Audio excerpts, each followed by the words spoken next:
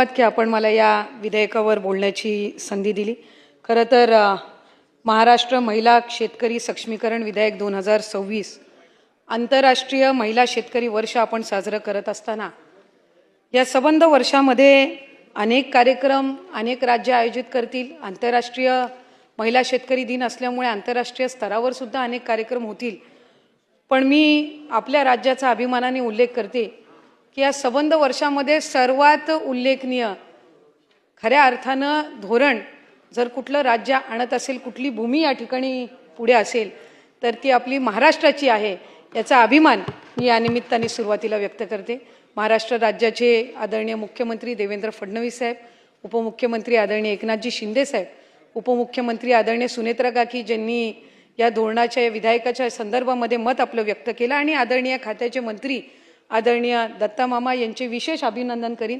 आणि त्याचबरोबर सर्व सदस्य जे आज या विधेयकाच्या मध्ये याला पाठबळ देण्यासाठी याला पाठिंबा देण्यासाठी आहेत, आपल्या सर्वांसाठी सुद्धा हा निश्चितच एक आनंदाचा आणि अभिमानाचा दिवस असेल। ज्या वेळेला जेव्हा केव्हा आपल्या संबंध राजकीय वाटचालीचा आपण मागोवा घेऊ त्यावेळेला आपण धोरणात्मक काय काय केलं या संदर्भामध्ये ज्या वेळेला आपल्या कार्यकाळाचा मागोवा घेतला जाईल त्यावेळेला आपण हे धोरण हे विधेयक आणत असताना या सभागृहाचे सदस्य होतो। मला वाटतं याचा उल्लेख आवर्जून आपल्या संबंध राजकीय कारकिर्दीमध्ये राहील। कारण आपण आमदार म्हणून विधानसभा सदस्य म्हणून काम करत असताना प्रत्येकाच्या मतदारसंघामध्ये वेगवेगळ्या परिस्थितीनुसार आपण काम करतो। कोणी काही स्थानिक पातळीवरचे कार्यक्रम असतात ते घेऊन आपण काम करतो, कोणी लोकहिताची कामं घेऊन प्रशासकीय यंत्रणेला सक्षम करण्याचा प्रयत्न करत असतो। पण या सगळ्यामध्ये आपल्या पद्धती मतदारसंघानुसार जरी वेगवेगळ्या असल्या तरीही मूळ एखाद्या विधायक म्हणून किंवा एक आमदार म्हणून विधानसभा सदस्य म्हणून काम करत असताना पहिली भूमिका आपली ही असते की आपण चांगली धोरणं आणावी, राज्यामध्ये चांगली विधेयक राबवावी। आणि त्यातलं हे एक अतिशय उत्कृष्ट आज विधेयक या ठिकाणी दत्तमामा आपल्या माध्यमातून मांडण्यात येत आहे, याचा विशेष उल्लेख मी या निमित्ताने नक्कीच करीन। महिला म्हटल्यावर त्या मल्टीटास्किंग असतात, घर सांभाळतात, नोकरी करतात, काही महिला ग्रामीण भागातल्या घर सांभाळतात, शेती करतात।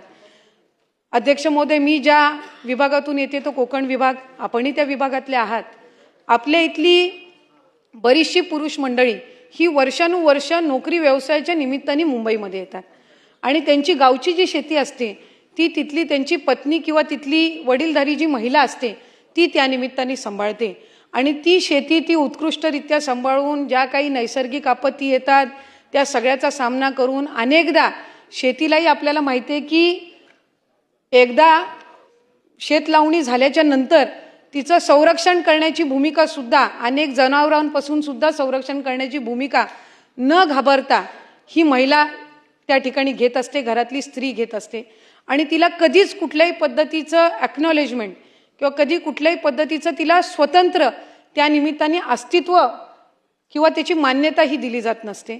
आज हे शेतकरी प्रमाणपत्र फक्त एक सर्टिफिकेट नाही आहे मामा, तर खऱ्या अर्थानं त्यांनी गेल्या अनेक वर्षांपासूनचे जे शेती क्षेत्रामधले घेतलेले कष्ट आहेत त्याची एक मान्यता, खऱ्या अर्थानं त्यांचा सन्मान हा आपण त्या निमित्ताने करत आहोत। आणि म्हणूनच हे येणारं विधेयक हे अतिशय महत्त्वपूर्ण आहे। महाराष्ट्र पुरोगामी राज्य आहे, अनेक धोरणं ही महाराष्ट्रातून आली।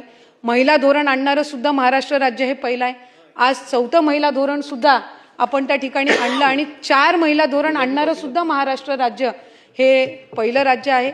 अनेक मग महिलांना राजकीय क्षेत्रामध्ये आरक्षण असो असे विविध निर्णय आपल्या राज्याने घेतले आणि आज शेती संदर्भातलं महिला शेतकऱ्यांसंदर्भातलं धोरण आणणारं सुद्धा आपलं राज्य हे त्या ठिकाणी प्रथम ठरलेलं आहे, याचा अभिमान मला निश्चितपणाने या ठिकाणी आहे।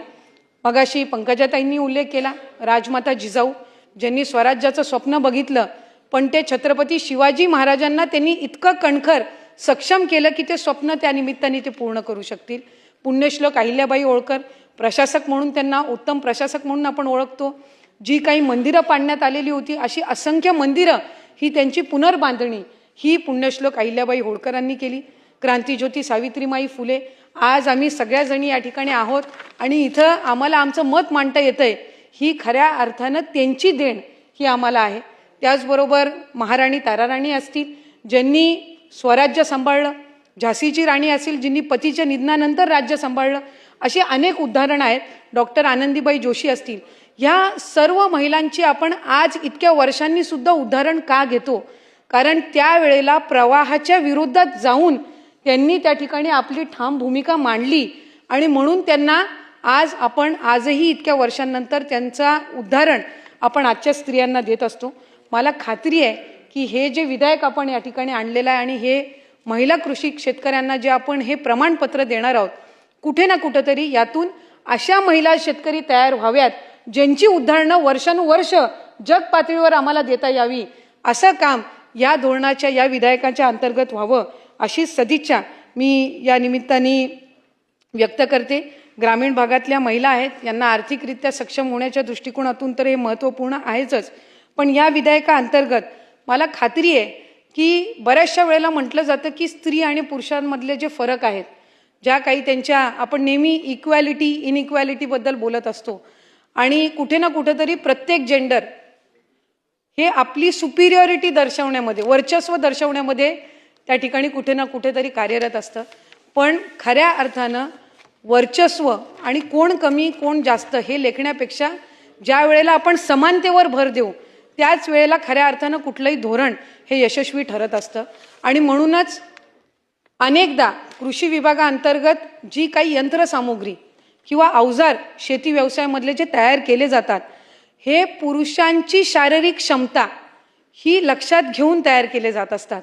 पण आज हे धोरण जे आपण आणत आहोत, हे जे विधेयक आपण आणत आहोत, यातून एक असा निर्णय सुद्धा पुढच्या कालावधीमध्ये पुढे यावा जेणेकरून महिला शेतकऱ्यांना प्रमाणपत्र देत असताना काही त्यांच्या शारीरिक क्षमतेनुसार जर शेतीचे अवजार आपण तयार केले तर याच्यामध्ये उत्पन्न हे महिला शेतकऱ्यांना अधिक मोठ्या प्रमाणामध्ये त्या ठिकाणी उपलब्ध होऊ शकेल. आणि तोही या धोरणाअंतर्गत निर्णय हा आपण लवकरच घ्याल या संदर्भामध्ये तीळ मात्रही शंका माझ्या मनामध्ये नाही.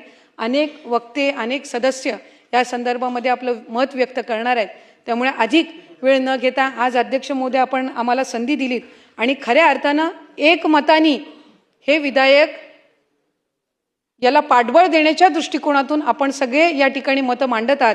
याबद्दल मी विशेष आभार सभागृहातील प्रत्येक सदस्याबद्दल आणि विरोधकांसहित सगळ्यांबद्दल या ठिकाणी मत व्यक्त करून आदरणीय कृषी मंत्री आपले विशेष अभिनंदन करून या ठिकाणी थांबते. धन्यवाद.